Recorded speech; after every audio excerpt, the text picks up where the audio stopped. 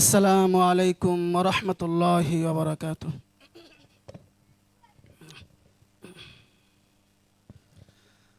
أعوذ بالله من الشيطان الرجيم.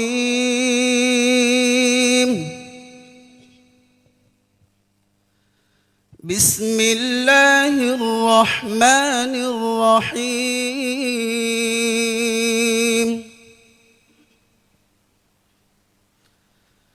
وما خلقنا السماوات والأرض وما بينهما إلا بالحق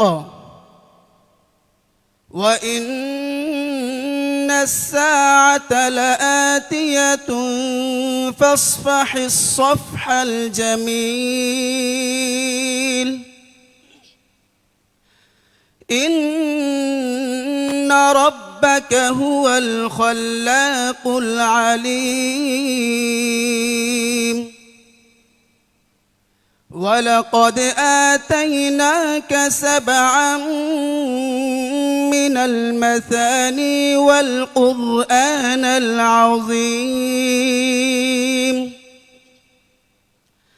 لا تمدن عينيك إلى ما متعنا به أزواجا منهم ولا تحزن عليهم واخفض جناحك للمؤمنين وقل إني أنا النذير المبين. كما أنزلنا على المقتسمين. صدق الله العظيم. السلام عليكم. আমাদের মাঝে উপস্থিত হয়েছেন আমাদের অভিভাবক কেন্দ্রীয় বিএনপির সম্মানিত ভাইস চেয়ারম্যান অধ্যাপক নার্গিস বেগম, উপস্থিত হয়েছেন যশোর জেলা বিএনপির সভাপতি জনাব সৈয়দ সাবিরুল হক সাবু। এখন শুভেচ্ছা বক্তব্য পাঠ করছেন, ধন্যবাদ জ্ঞাপন করছেন এই ইউনিয়ন বিএনপির সভাপতি ডক্টর আব্দুল আজিজ। শুভেচ্ছা বক্তব্য রাখছেন ডক্টর আব্দুল আজিজ।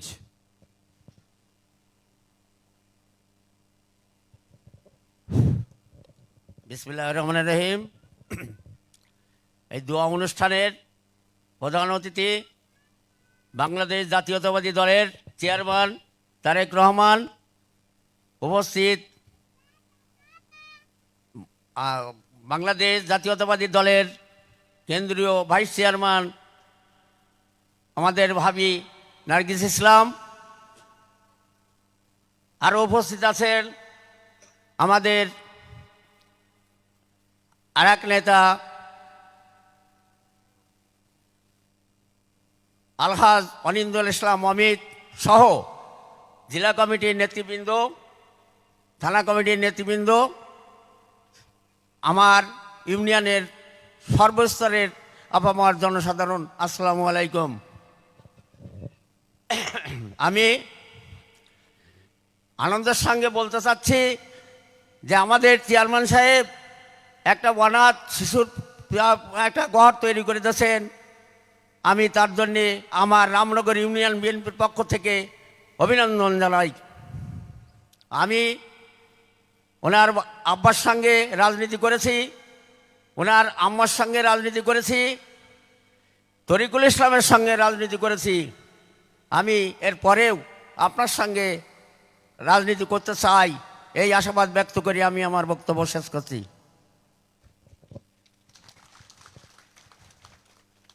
এবার ধন্যবাদ জ্ঞাপন করছেন আমাদের প্রিয় নেতা বিএনপির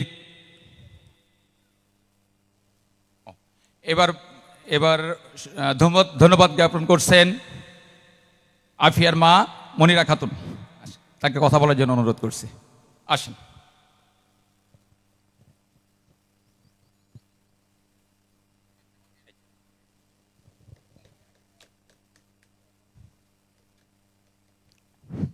আসসালামু আলাইকুম।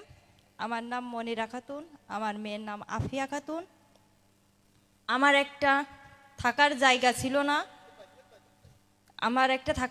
ছিল না, ঘর ছিল না। আমার বাচ্চা নিয়ে এখানে ওখানে রাত থাকতাম চাচার বাড়ি।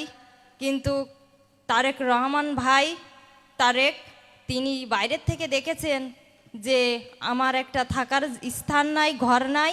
তিনি আমাকে একটা ঘরের ব্যবস্থা করার জন্য অমিত ভাইকে পাঠিয়েছেন আমাদের বাড়ি। তিনি এসে দেখেন আসলেই আমার একটা থাকার ঘর নেই, তাই আমাকে একটা থাকার জন্য তিনি বলেছেন ঘর দিব। তা আমাকে একটা ঘর দিছেন আর বলেছেন তোমার বাচ্চার পড়াশুনোর দায়িত্ব আমি নিব এবং তারেক রহমান নিবে, তাই বলেছেন। তা আমার এই থাকার ঘরে যদি একটু গ্রিল সিস্টেম করে দিত, গ্রিলটা লাগাই দিত, তাহলে অনেকটা ভালো হতো। আর আমি চাই যে আমার বাচ্চা নিয়ে একটু কাজ করে খেতে, আমি চাই তারেক রহমান ভাইয়ের কাছে যে আমার জন্য একটা কাজের ব্যবস্থা করে দেন, যে আমি বাচ্চা নিয়ে যাতে ডাল ভাত দুটো খেতে পারি। এখন আমার অবস্থা যে ডাল ভাতটা দুটো খাবো, সেরকম অবস্থায় এই স্থানে আমি দাঁড়াতে পারছি না। তাই আমি চাই আমার একটা কাজের ব্যবস্থা করে তিনি যেন দেয়।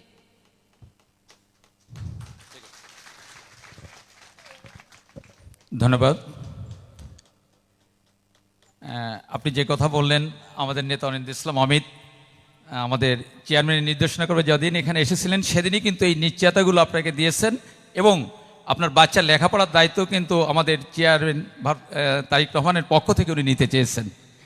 আমরা ঘর যেমন করেছি ইনশাল্লাহ ওগুলো আমরা আমাদের চেয়ারম্যানের নির্দেশনা আমরা করবো ইনশাল্লাহ। এ পর্যায়ে ধন্যবাদ জ্ঞাপন করছেন আমাদের প্রিয় নেতা, খুলনা বিভাগীয় সাংগঠনিক ভারপ্রাপ্ত সাংগঠনিক সম্পাদক জনাব অনিন্দ ইসলাম অমিত। বিসমিল্লাহির রহমানির রহিম। আজকে একটা অনাথ শিশু আফিয়া এবং তার মায়ের জন্য একটা নতুন ঘর তৈরি হয়েছে এবং সেই ঘরে ওঠার পূর্ব মুহূর্তে আফিয়ার শুভানুধ্যায়ীদের উদ্যোগে আয়োজিত আজকের এই দোয়া মাহফিলে এই প্রত্যন্ত গ্রামে, রামনগর ইউনিয়নের বাজুয়াডাঙ্গা গ্রামে বাংলাদেশ জাতীয়তাবাদী দলের চেয়ারম্যান মহোদয় এখানে সংযুক্ত হয়েছেন, উপস্থিত হয়ে এই পরিবারের পাশে দাঁড়িয়েছেন। এই কারণে প্রথমেই আমি তার প্রতি গভীর কৃতজ্ঞতা প্রকাশ করছি। উপস্থিত জেলা বিএনপি, সদর উপজেলা বিএনপি এবং রামনগর ইউনিয়ন বিএনপির এবং বিভিন্ন সামাজিক ব্যক্তিবর্গ যারা আছেন তাদের সকলকে ব্যক্তিগতভাবে এবং আমার দল বাংলাদেশ জাতীয়তাবাদী দলের পক্ষ থেকে সালাম এবং শুভেচ্ছা জানাই। আসসালামু আলাইকুম রহমতুল্লাহ। আমার বলতে কোনো দ্বিধা নেই, এটি আমারই ব্যর্থতা, আমারই সীমাবদ্ধতা যে গণমাধ্যম যখন এই অনাথ পরিবারটির সংবাদ পরিবেশন করেছেন, আমার আগে আমার প্রিয় নেতা তারেক রহমান দেশের বাইরে থেকে সেই সংবাদটি জেনেছেন, দেখেছেন। ওনার পাঠানো একটি মেসেজের পরিপ্রেক্ষিতেই আসলে পরবর্তীতে আমি এখানে আসি। তাই আবারও আমার ব্যর্থতা এবং দুর্বলতা স্বীকার করতে কোনো দ্বিধা নেই। এরপর আমরা চেষ্টা করেছি আমাদের প্রিয় নেতার নির্দেশনাক্রমে এই পরিবারের পাশে দাঁড়ানো। আমার বোন মনিরা খাতুন যেটা বললেন গ্রিল লাগানো ব্যাসান, উনি হয়তোবা জানেন না গ্রিল তৈরি হয়েছে, হয়তো আজকে বিকেলে গ্রিলটা লাগবে ইনশাল্লাহ। আমি যে কথাটি বলতে চাই আপনাদেরকে, এই কথাগুলো কখনো আলোচিত হয়নি। আড়ালে আবডালে প্রিয় নেতা তারেক রহমান এরকম বহু কাজ গত অনেক বছর যাবৎ করছেন। আমারই সৌভাগ্য হয়েছে ওনার নির্দেশনায় সাতক্ষীরার শ্যামনগরে একটা ক্রসফায়ার শিকার পরিবারের মেয়ের বিয়ের প্রক্রিয়া সম্পৃক্ত হবার আমার সুযোগ হয়েছে। সাতক্ষীরা আয়লা বিধ্বস্ত তালা উপজেলার এক গৃহবধূ যার মুরগির ফার্মটি ভেঙে গিয়েছিল তার পাশে দাঁড়াবার আমার সুযোগ হয়েছে। পক্ষাঘাতগ্রস্ত একটি সন্তান যার মা ক্যান্সার আক্রান্ত, যার বাবা একটা ভ্যান চালিয়ে জীবিকা নির্বাহ করে, বাগেরহাটের সদর উপজেলা বিএনপির প্রত্যন্ত গ্রামের এক নিদারুণ কষ্টের শিকার পরিবারের পাশে দাঁড়াবার এটি উনারই কর্মকাণ্ড। উনি আমাকে সুযোগ দিয়েছেন, আমার সেটা সৌভাগ্য যে পরিবারগুলোর পাশে উনার পক্ষে দাঁড়াবার। আমরা কখনোই কথাগুলো তুলে আনিনি, শুধু উনার এই কাজের মাধ্যমে নিজেরা অনুপ্রাণিত হয়েছি এবং উৎসাহ পেয়েছি মানুষের পাশে দাঁড়াবার, মানুষের জন্য কাজ করবার।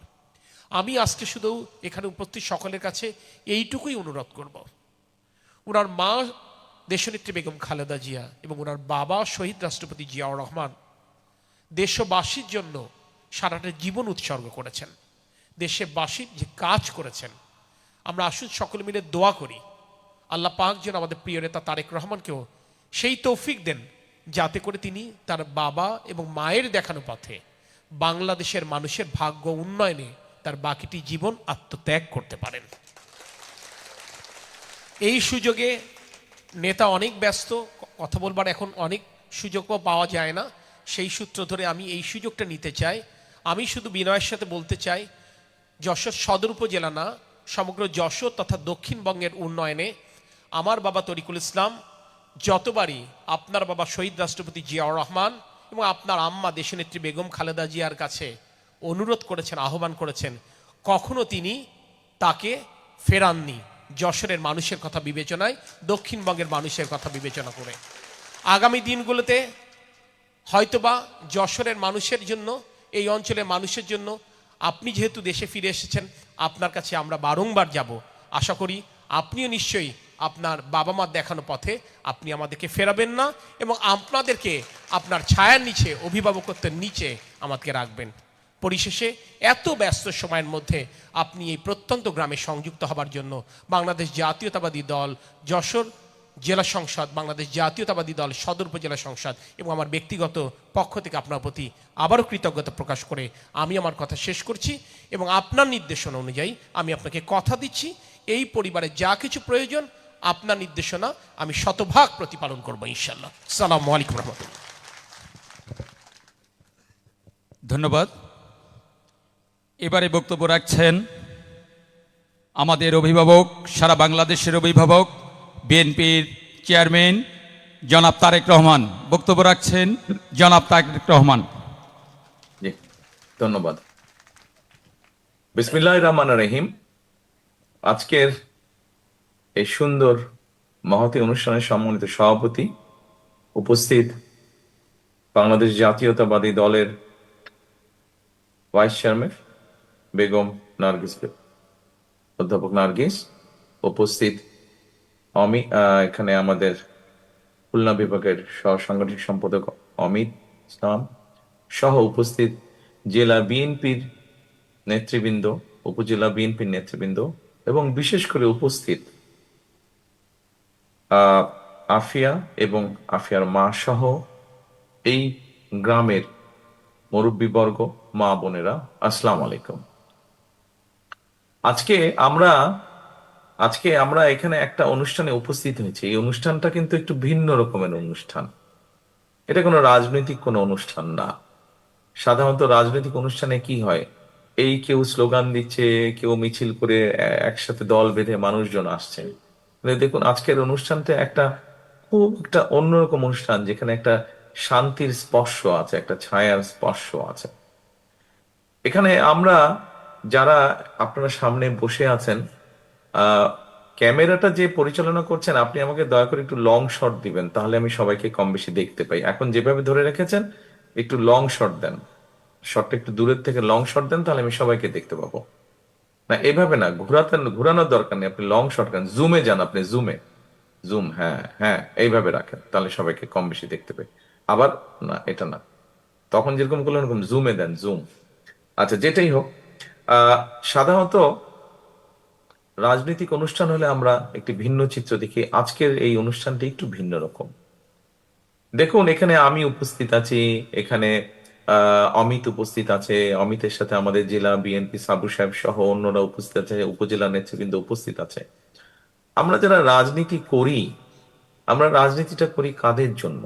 আমরা রাজনীতিটা করি দেশের মানুষের জন্য। রাজনীতির অর্থ কি সবসময় মিছিল, মিটিং, স্লোগান? হ্যাঁ, মিছিল, মিটিং, স্লোগান রাজনীতির একটি অংশ, বই কি, কিন্তু তার বাইরেও তো রাজনীতির অংশ আছে। মানুষের বিপদে আপদে, বিভিন্ন সময়ে ঝড় বৃষ্টি, তুফান, বন্যা, বিভিন্ন রকম প্রাকৃতিক দুর্যোগই হোক অথবা মানুষের কোনো ব্যক্তিগত দুর্যোগই হোক, সামাজিক দুর্যোগই হোক, সোজা কথায়, অল্প কথায়, এক কথায় মানুষের পাশে গিয়ে দাঁড়ানো, এটি হচ্ছে সবচেয়ে বড় রাজনীতি। আমরা অতীতে দেখেছি যে বিভিন্ন রাজনৈতিক দলের বিভিন্ন বক্তব্য থাকে, বিভিন্ন কথাবার্তা থাকে। মঞ্চে দাঁড়িয়ে এক রাজনৈতিক দল আরেক রাজনৈতিক দলের বিভিন্ন কাজের সমালোচনা করছে, বিভিন্নভাবে দোষারোপ করছে। উপস্থিত মুরব্বীবর্গ, প্রিয় নেতৃবৃন্দ, আমার মনে হয় আমরা অনেক দিন ধরে, বহু বছর ধরে হয়তো আমরা রাজনীতির একটি স্টাইল ফলো করেছি। এখন বোধহয় আমাদেরকে একটু পরিবর্তন করা প্রয়োজন আমাদের রাজনীতিটা। আমরা কিছুদিন আগে যখন 5ই আগস্টের পরে স্বৈরাচার যখন এই দেশ থেকে পালিয়ে গেল, জনগণের তুমুল আন্দোলনের মুখে, রাজপথে তীব্র আন্দোলন গড়ে তোলার মুখে, জনগণের প্রতিরোধের মুখে যখন স্বৈরাচার পালিয়ে গেল, তারপরে বর্তমান অন্তর্বর্তীকালীন সরকার এসেছে। অন্তর্বর্তীকালীন সরকার বিভিন্ন বিষয়ে হয়তো তাদের সীমাবদ্ধতা থাকার কারণে তারা হয়তো অনেক কাজ করতে পারেনি। অন্তর্বর্তী সরকার একটি কাজ করেছে, আমরা কি দেখেছি কি, যে রিফর্ম নিয়ে, সংস্কার নিয়ে কাজ করেছে। কিন্তু আমরা যদি খেয়াল করে দেখি যে এই সংস্কারগুলোর মধ্যে কি আছে, এই সংস্কারের মধ্যে কি কি বিষয়ে আলোচনা হয়েছে, এই সংস্কারের মধ্যে অধিকাংশ বিষয় যেগুলো আলোচনা হয়েছে, সাংবিধানিক বিষয়ে আলোচনা হয়েছে, আইনগত বিষয়ে আলোচনা হয়েছে। কিন্তু এই যে আজকে আফিয়ার পাশে যে আমরা দাঁড়ালাম, আফিয়ার মায়ের পাশে যে আমরা দাঁড়ালাম, এরকম আফিয়ার সংখ্যা তো বাংলাদেশে আরো অনেক আছে। আফিয়ার মায়ের মতন এরকম অসহায় মানুষ তো আরো অনেক আছে। এখানে অমিত তার বক্তব্যে কিছু কথা বলেছে যে আমরা আমাদের রাজনৈতিক দল হিসেবে, সংগঠন হিসাবে, মানুষ হিসাবে, ব্যক্তি হিসাবে আমরা বিভিন্ন সময় চেষ্টা করেছি যে রাজনীতির প্রচলিত যে রাজনীতি আছে তার পাশেও বিভিন্ন সময় মানুষের পাশে দাঁড়ানোর চেষ্টা করেছি আমরা। এই সংস্কার প্রস্তাবগুলো যেগুলো এসছে, এগুলাও ভালো, এগুলাও প্রয়োজন দেশের জন্য, দেশের মানুষের জন্য, ভবিষ্যতের জন্য প্রয়োজন। কিন্তু যেই কথাটি বলছিলাম যে আফিয়ার মতন যারা সন্তান আছে, আফিয়ার মতন যেই আফিয়ার মায়ের মতন যে অসহায় মানুষগুলো আছে, এই মানুষগুলোকে নিয়েও তো আমাদের চিন্তা করতে হবে। এরা তো এই দেশেরই সন্তান। কাজেই সেই জন্যই নিশ্চয়ই আপনারা খেয়াল করেছেন, আপনারা এর মধ্যে নিশ্চয়ই জানেন, এর মধ্যে আপনারা পত্রপত্রিকা দেখেছেন, শুনেছেন, আমাদের নেতৃবৃন্দ গ্রামে গ্রামে মানুষের কাছে বলেছে যে আমরা আগামী দিনে বাংলাদেশের মানুষের এই যে সামনে যে নির্বাচন, এই নির্বাচনের মাধ্যমে আমরা ইনশাল্লাহ বাংলাদেশ জাতীয়তাবাদী দল, আমরা যদি মানুষের সমর্থন পাই এবং সরকার গঠন করতে সক্ষম হই, তাহলে আমরা কতগুলো পদক্ষেপ নিতে চাই। এই গ্রামের মানুষ বলেন, দুস্থ মানুষ বলেন, এই পরিবারগুলোর পাশে দাঁড়াতে চাই আমরা। সেখানে আমরা আমাদের ফ্যামিলি কার্ডের কথা বলেছি। বাংলাদেশের অর্ধেক জনসংখ্যার মতন মানুষ প্রত্যক্ষ বা পরোক্ষভাবে কৃষির সাথে জড়িত। মানুষের বা দেশের সব সর্বমোট জনসংখ্যার বেশিরভাগ মানুষ তো গ্রামেই বাস করে, এবং গ্রামে যারা বাস করে কম বেশি সেই মানুষগুলো কৃষি কাজের সাথে জড়িত। আজকে কৃষক যদি ভালো থাকে, কৃষক যদি তার পণ্যের উৎপাদিত পণ্যের ন্যায্য মূল্য পায়, তাহলে সামগ্রিকভাবে দেশ ভালো থাকবে। কৃষক যদি উৎপাদন বাড়াতে সক্ষম হয়, তাহলে দেশের বাকি মানুষ স্বল্প মূল্যে, ন্যায্য মূল্যে কৃষি উৎপাদিত পণ্যগুলো তারা পাবে। এবং সেই জন্যই কিন্তু কৃষকের পাশে এসে দাঁড়ানোর জন্য, কৃষককে সহযোগিতা করার জন্য, কৃষককে ভালোভাবে সহযোগিতা করার জন্য আমরা সেই জন্য কৃষি কার্ডের মতন একটি প্রকল্প হাতে নিয়েছি, যে আমরা দেশের মানুষের সমর্থন নিয়ে সরকার গঠনে সক্ষম হলে কৃষকদের পাশে দাঁড়াবো। ফ্যামিলি কার্ড দেওয়ার মাধ্যমে আমরা যেরকম ফ্যামিলি কার্ড যেটি আমরা দিতে চাইছি, এটি দেওয়ার মাধ্যমে যেরকম আমরা পরিবারগুলোর পাশে দাঁড়াবো, ফ্যামিলি কার্ড আমরা দিতে চাই শুধু নারীদেরকে। একটি পরিবারের যে নারী প্রধান, যে তাকে আমরা এই ফ্যামিলি কার্ডগুলো দিতে চাই, যাতে তার পরিবারের সহযোগিতা হয়, তার পরিবারের জন্য সুবিধা হয়, সাহায্য হয়। ঠিক একইভাবে আমরা দিতে চাই কৃষক কার্ড কৃষকদের জন্য। অর্থাৎ আমাদের রাজনীতিটাকে আমরা নিয়ে যেতে চাই, রাজনীতিটাকে শুধু স্লোগান, মিটিং, মিছিল এর মধ্যে আমরা সীমাবদ্ধ রাখতে চাই না।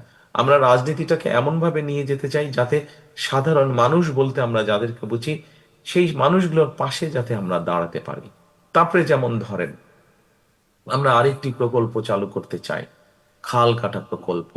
এখানে নিশ্চয়ই অনেক মুরব্বী আছেন, এখানে আমার সিনিয়র নেতৃবৃন্দ যারা আছেন তাদের মনে আছে যে শহীদ জিয়ার সময় খাল কাটা কর্মসূচি শুরু হয়েছিল এবং সেই খাল কাটার মাধ্যমে কিভাবে দেশের মানুষ, সে কৃষক হোক, সাধারণ মানুষ হোক, কিভাবে বিভিন্ন পর্যায়ের মানুষ খাল কাটার উপকারিতা পেয়েছিলেন, পানির সুবিধা পেয়েছিলেন। সেই খাল কাটা বন্ধ হয়ে যাওয়ার কারণে আমরা আজকে দেখেছি যে গ্রামে গঞ্জে উপজেলায় জেলা পর্যায়ে খাল নদীগুলা বন্ধ হয়ে যাওয়াতে মানুষ কষ্টের মধ্যে, পানির কষ্ট ভোগ করছে মানুষ। ঠিক একইভাবে কৃষকরা সেচ সুবিধা থেকে বঞ্চিত।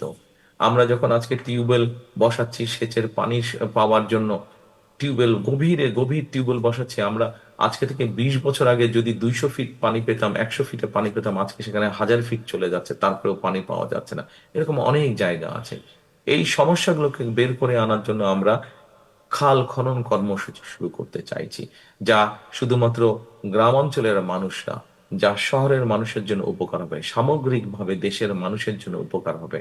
পানির সমস্যার সমাধান আমরা দেখি কি, বর্ষাকালে যখন অতিবৃষ্টি হয় অথবা সীমান্তের ওপার থেকে যখন হঠাৎ করে বাঁধ খুলে দেওয়া হয়, আমাদের দেশের বিভিন্ন অঞ্চল ভেসে যায় পানিতে, মানুষের দুর্দশা বেড়ে যায়, ঘর বাড়ি ভেঙে যায়, গবাদি পশু ভেসে চলে যাচ্ছে। আমরা এই বন্যাকে নিয়ন্ত্রণ করা হোক, পানির সুবিধার জন্য হোক, সেচ সুবিধার জন্য হোক, খাল খনন কর্মসূচি, যেই কাজগুলো করলে সাধারণ মানুষ সরাসরি সুযোগ সুবিধা পাবে, সেই কাজগুলো আমরা করতে চাইছি। অর্থাৎ রাজনীতিটাকে আমরা নিয়ে যেতে চাচ্ছি মানুষের উপকারের জন্য। শুধুমাত্র শুধুমাত্র যে আমরা শুধুমাত্র যে আমরা মিটিং মিছিলের মধ্যে রাজনীতি রাখতে চাইছি না, শুধুমাত্র এক দল আরেক দলকে শুধু দোষারোপ করবে, এই দোষারোপের রাজনীতি করলে তো মানুষের পেট ভরে না। কি করলে মানুষের পেট ভরবে, কি করলে মানুষ ভালো থাকবে, সেই কাজগুলো আমরা শুরু করতে চাই, সেই কাজগুলো আমরা করতে চাই। দেখুন, আরেকটি কথা যেমন বলি, এই যে আজকে যে বাচ্চাটা আফিয়া, ও বাচ্চাটা যে আজকে যেই বেচারা, যেই কারণে তার বাবা তাকে ছেড়ে চলে গেছে, অর্থাৎ ওর অনেক অল্প সংখ্যক মানুষের হয়, কিন্তু ও বেচারারও এই রোগটি হয়েছে, যে কারণে তার শরীরের রংটা অন্যরকম।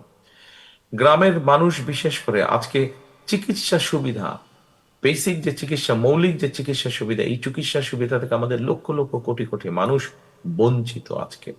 আমরা গ্রামের মানুষের কাছে, বিশেষ করে মা বোনদের কাছে, বিশেষ করে শিশুরা যাতে গ্রামে যারা বসবাস করছেন তারা যাতে স্বাস্থ্য সুবিধা পান, সেই জন্য আমরা একটি পরিকল্পনা গ্রহণ করেছি। কি সেই পরিকল্পনা?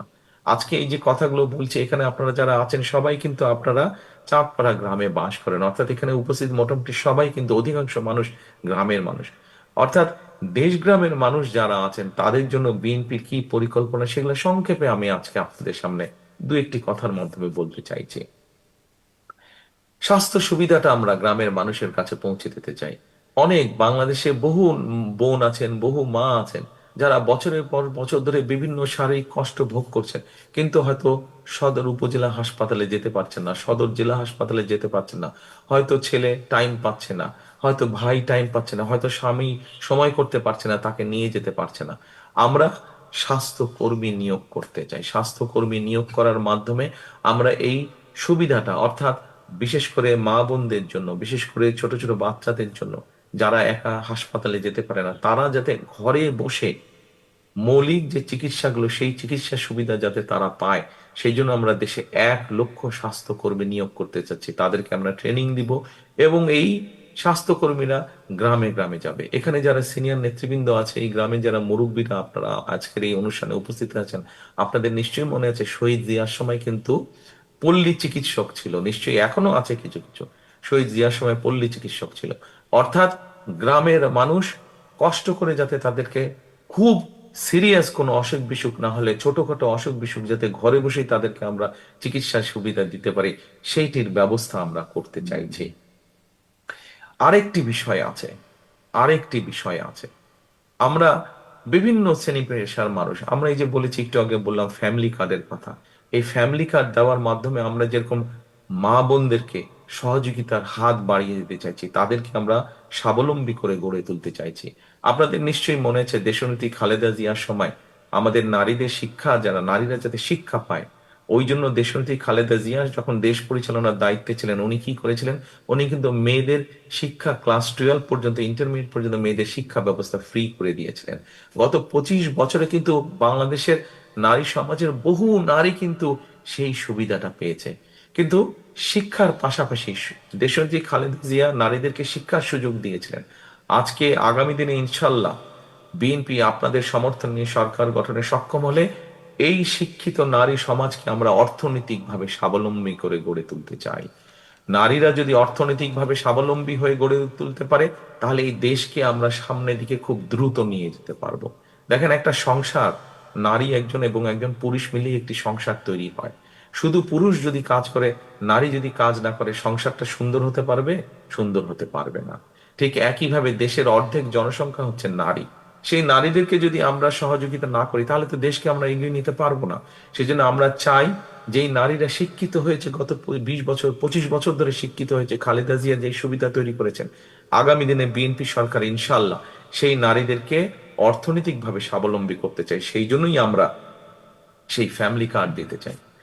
খালেদা জিয়ার সময় আপনাদের খাল খননের মাধ্যমে যেরকম শহীদ জিয়া কৃষকদের সেচের সুবিধা করে দিয়েছিলেন, আপনাদের নিশ্চয়ই এখানে অনেকে আছেন যাদের মনে আছে খালেদা জিয়া 91 সালে যখন সরকার গঠন করলেন, তখন কিন্তু কৃষকদেরকে 5,000 টাকা সুবিধা, কৃষি ঋণ মৌকুফ করে দিয়েছিলেন। 25 বিঘা পর্যন্ত জমির খাজনা মৌকুফ করে দিয়েছিলেন। 10,000 টাকা যাদের যাদের কৃষি ঋণ ছিল, তাদের সুদটা মৌকুফ করে দিয়েছিলেন। আমরা এবার কৃষক কার্ডের মাধ্যমে কৃষকদের পাশে আরো শক্তভাবে সরকার দাঁড়াতে চায়, যাতে কৃষকদেরকে সুবিধা দিতে পারি। এইভাবে বিভিন্ন শ্রেণী পেশার মানুষকে পাশে আমরা দাঁড়াতে চাই। আমরা সরকার গঠন করলে আরেকটি মানুষ আছে, আরেক শ্রেণীর মানুষ আছে যাদের পাশে আমরা দাঁড়াতে চাই। এই মানুষগুলা কিন্তু আমাদেরকে আমাদের জন্ম থেকে মৃত্যু পর্যন্ত, আমাদের আনন্দের সময় যেরকম আমাদের পাশে এই মানুষগুলো থাকেন, ঠিক আমাদের জীবনের দুঃখের সময়গুলো এই মানুষগুলো থাকেন। বিভিন্ন সময় জীবনের বাঁকে বাঁকে আমরা যখন বিভিন্ন সংকটে পড়ি, এই মানুষগুলো আমাদেরকে পরামর্শ দেন। কারা সেই মানুষগুলো? সেই মানুষগুলো হচ্ছেন আমাদের মসজিদের ইমাম সাহেব, আমাদের খতিব সাহেবরা, আমাদের মুয়াজ্জিম সাহেবরা সহ অন্য ধর্মেরও যারা ধর্মগুরু আছেন, সেই মানুষগুলো। আমরা চিন্তা করেছি যে আমরা ইনশাল্লাহ সরকার গঠনে সক্ষম হলে আগামী এই যে 12ই ফেব্রুয়ারি নির্বাচন, এই নির্বাচনে আমরা সরকার গঠনে সক্ষম হলে আমরা আমাদের মসজিদের ইমাম সাহেব, খতিব সাহেব, মুয়াজ্জিম সাহেব সহ অন্য ধর্মগুরুও যারা আছেন, তাদের জন্য আমরা সরকারের পক্ষ থেকে একটি ভাতার ব্যবস্থা, আমরা সম্মানের ব্যবস্থা আমরা করতে চাই, যাতে এই মানুষগুলো আত্মসম্মান বোধ নিয়ে সমাজে আরো শক্তভাবে, সুন্দরভাবে, সম্মানের সঙ্গে যাতে তারা বেঁচে থাকতে পারে। কাজে আমরা প্রত্যেকটি শ্রেণী পেশা মানুষের ব্যাপারে চিন্তা করেছি। আজকে আফিয়ার পাশে যেমন আমরা দাঁড়িয়েছি, এরকম বাংলাদেশের হাজার হাজার আফিয়া আছে যারা অসহায় মা আছে, তাদের পাশে আমরা দাঁড়াতে চাই। একটি রাজনৈতিক দল হিসাবে যখন আমরা শুধু দল হিসেবে থাকছি, তখন আমাদের অবস্থান থেকে আমরা কিছু মানুষকে হয়তো সহযোগিতা পাশে দাঁড়াতে পারছি, কিন্তু যখন আমরা সরকারে থাকবো, তখন সরকারের যে শক্তি আছে, সেই শক্তি নিয়ে আমরা আমাদের কাজগুলোকে সেইভাবেই গড়ে তুলতে চাই যে সাধারণ মানুষ যাতে উপকৃত হয়। এটি আমাদের আগামী দিনের লক্ষ্য, এটি আমাদের আগামী দিনের উদ্দেশ্য। কাজেই আজকে আফিয়া বা আফিয়ার মাকে এটুকুই বলতে চাই যে, বোন, আপনি একা নন। আফিয়ার মতন বাংলাদেশে হাজারো যারা মা বোন আছেন, সকলকে আমরা বলতে চাই, আপনাদের পাশে বিএনপি আছে। ইনশাল্লাহ বিএনপি আগামী দিনে সরকার গঠন করলে আপনাদের পাশে আরো দৃঢ়ভাবে, খালেদা জিয়া যেমন আপনাদের পাশে ছিলেন, ঠিক খালেদা জিয়ার দল বিএনপিও ইনশাল্লাহ আগামী দিনে শক্তভাবে, দৃঢ়ভাবে আপনাদের পাশে থাকবে। এই দেশের নারী সমাজকে কর্মসংস্থানের ব্যবস্থা করা, তাদেরকে অর্থনৈতিকভাবে শক্তিশালী ভিত্তির উপরে গড়ে তোলা, এটি হচ্ছে বিএনপির অন্যতম প্রধান গুরুত্বপূর্ণ দায়িত্ব। এটি হচ্ছে বিএনপির অন্যতম গুরুত্বপূর্ণ শপথ। কাজে আসুন, আজকে যদি আমাদেরকে সুন্দরভাবে আমাদের সেই প্রত্যাশিত বাংলাদেশ গড়ে তুলতে হয়, তাহলে কথা একটি, কাজ একটি। করব কাজ, গড়ব দেশ, সবার আগে বাংলাদেশ। উপস্থিত সকল সম্মানিত উপস্থিতিবৃন্দ, আসুন আমরা সেই শপথ নিয়ে আজকে আমরা এগিয়ে যাই আমাদের প্রত্যাশিত বাংলাদেশ গড়ে তোলার জন্য। সকলকে আবারও ধন্যবাদ। আমি বিশেষ করে অমিতকে ধন্যবাদ জানাতে চাই যে তার এত প্রতিকূলতার মাঝেও আফিয়ার পাশে এসে যে দাঁড়িয়েছে, আফিয়ার পরিবারের পাশে এসে যে দাঁড়িয়েছে, সেই জন্য আমি আমার ব্যক্তিগত পক্ষ থেকে আমি অমিতকে ধন্যবাদ জানাতে চাই। ইনশাল্লাহ অমিতের মতন আরো নেতা আমরা তৈরি করব এই দলে, যারা মানুষের বিপদের সময় মানুষের পাশে গিয়ে দাঁড়াতে পারবে, মানুষের প্রয়োজনের সময় মানুষের পাশে গিয়ে দাঁড়াতে পারবে। আমরা অমিতের মতন যত নেতা তৈরি করতে পারবো এই দলে, তত বেশিভাবে আমরা মানুষের পাশে দাঁড়াতে পারবো ইনশাল্লাহ। সকলে ভালো থাকবেন, আপনাদের সাথে ইনশাল্লাহ দ্রুতই দেখা হবে। আসসালামু আলাইকুম, আল্লাহ হাফিজ। বাংলাদেশ জিন্দাবাদ, বাংলাদেশ জাতীয়তাবাদী দল জিন্দাবাদ। ধন্যবাদ প্রিয় নেতা। আমরা দোয়া মাহফিলের আগে জাস্ট আমি 2-3 জনকে একটু পরিচয় করিয়ে দিতে চাই। আমি রামনগর ইউনিয়ন বিএনপির সিনিয়র যুগ্ম আহ্বায়ক মারুফ হোসেনকে ডাকছি, মাসুদুর রহমান শামীম, আর বাবলু ভাই আপনি একটু আসবেন, রাজিদুর রহমান সাগর, আনসারুল হক রানা।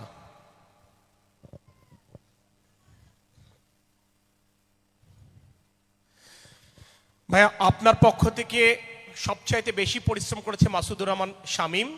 ও সার্বক্ষণিক এই বাসাটা তৈরির পেছনে ছিল। পাশাপাশি এই যে মিজানুর রহমান বাবলু, ওই এলাকার ছেলে, দুইজনই আমার সদর উপজেলা বিএনপির নেতৃত্ব দিচ্ছেন, সার্বক্ষণিকভাবে ছিল। এই ইউনিয়ন বিএনপির মুরব্বী তো আমার কথা বলেছেন, আহ্বায়ক আর সিনিয়র যুগ্ম আহ্বায়ক মারুফ হোসেন সার্বিক তদারকি করেছে। এখানে আমার সদর উপজেলা বিএনপির সাধারণ সম্পাদক আঞ্জুরুল্লাহ খোকন, যিনি সঞ্চালনা করলেন, তিনি মূলত এটা লুক আফটার করেছেন। আর আনসারুল হক রানা এবং রাজিদুর রহমান সাগর অল থ্রু এটা যশোর থেকে যত লজিস্টিক সাপোর্ট প্রয়োজন হয়েছে সেটা তারা ইনশিওর করেছে। তো আমি মনে করেছি যে ওদের সাথে আপনার পরিচয় করিয়ে দেওয়াটা আমার দায়িত্বের মধ্যে পড়ে। আপনার পাশে দাঁড়ানো প্রত্যেকটি নেতাকে আমি পুরো দলের পক্ষ থেকে ধন্যবাদ জানাচ্ছি এই কাজগুলো করার জন্য। হুজুর কই? জি,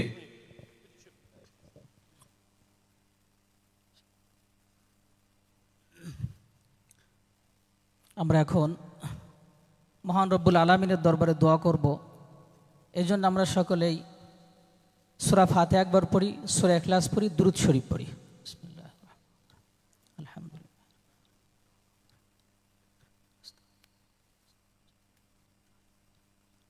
বিসমিল্লাহির রাহমানির রাহিম।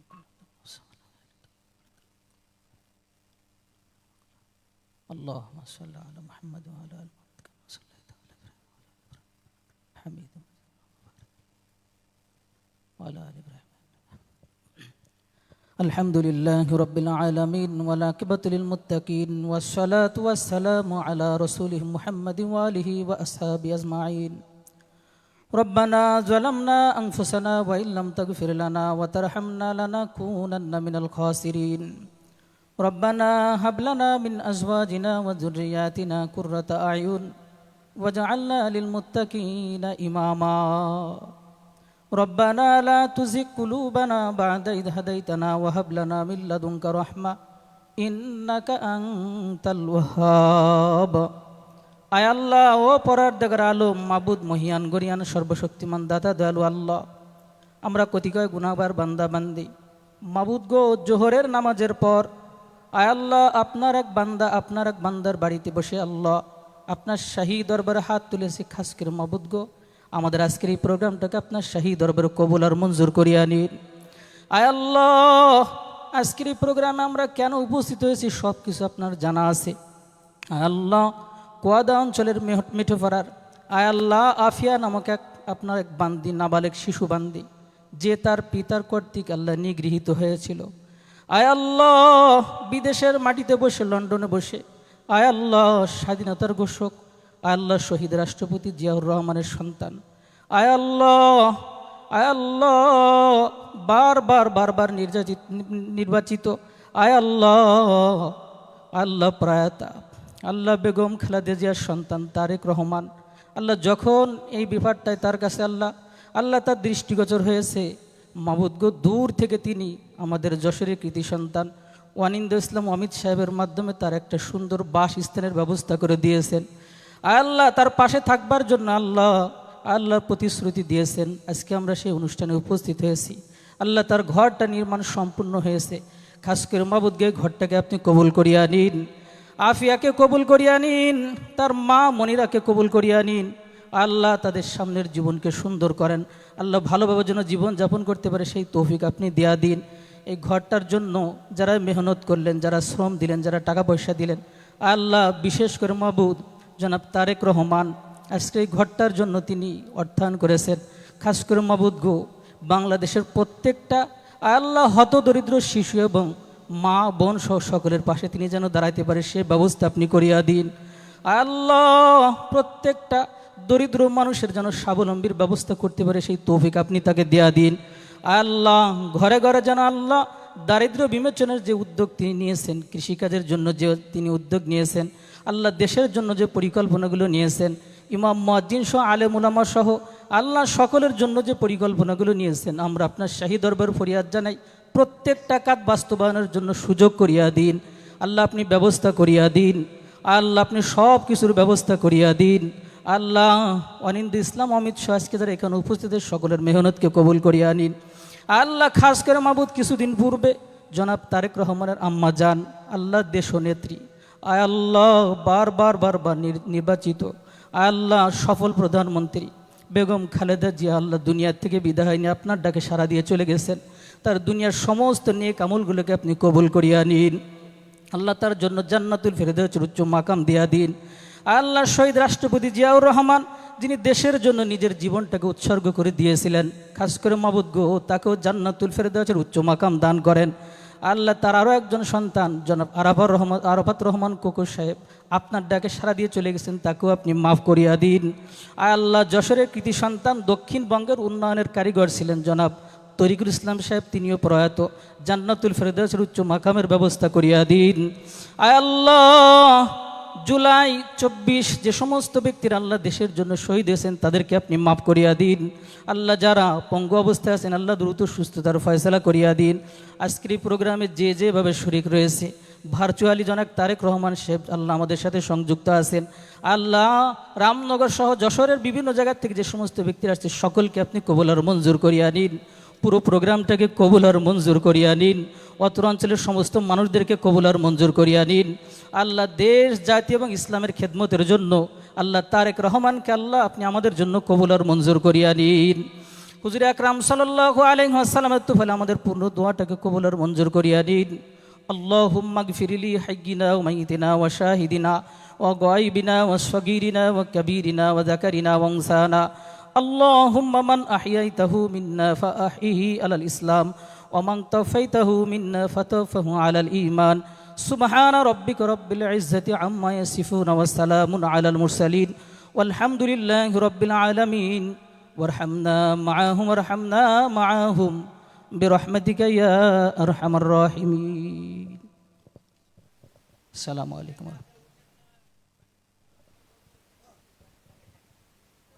এখন আমি আমাদের দলের ভাইস চেয়ারম্যান অধ্যাপক নার্গিস বেগম, আমাদের জেলা বিএনপির সভাপতি অ্যাডভোকেট সৈয়দ সাবিরুল হক সাবু, সাধারণ সম্পাদক জনাব দেলোয়ার হোসেন খোকনকে, রামনগর ইউনিয়ন বিএনপির আহ্বায়ক ডাক্তার আব্দুল আজিজ সাহেবকে সাথে নিয়ে আমাদের বোন মনিরা বেগমের এই ঘরের দ্বার উদ্ঘাটন করবার জন্য, উন্মোচন করবার জন্য অনুরোধ করছি। মাসুদ চাবিটা এদিকে। থ্যাংক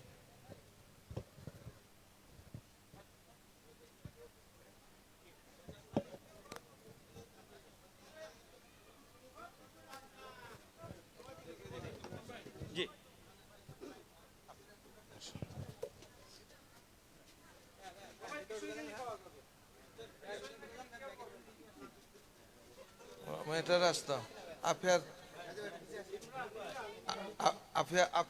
আফিয়ার মা, আসো মা, তুমি সামনে যাও। তুমি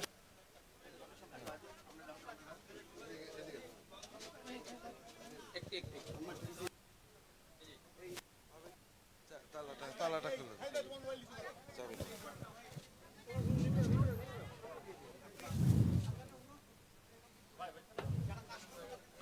আমাদের নেত্রী অধ্যাপক নার্গিস বেগম আফিয়ার মাকে তালা খুলে ঘরের প্রবেশের চাবি প্রদান করলো। আফিয়ার মা এখন ঘরে প্রবেশ করছে আফিয়াকে নিয়ে। অনেক অনেক ধন্যবাদ যে আমি আমার এই বাচ্চারা নিয়ে এই করে থাকতে পারবো। আমার থাকার আসলে থাকার জায়গা ছিল না, নিয়ে আমি অনেক অনেক খুশি তারেক রহমান ভাইকে।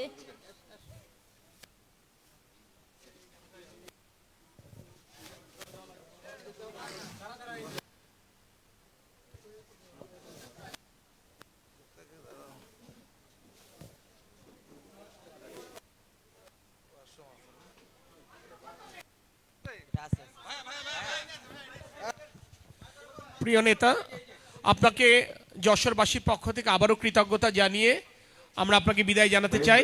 অনেক ধন্যবাদ। আসসালামু ঠিক আলাইকুম আছে, রহমতুল্লাহ। Thank you Amit. Thank you. Okay, আসসালামু আলাইকুম, সবাই আসসালামু আলাইকুম, ভালো থাকবেন সবাই, আসসালামু আলাইকুম। আপনারা বসেন।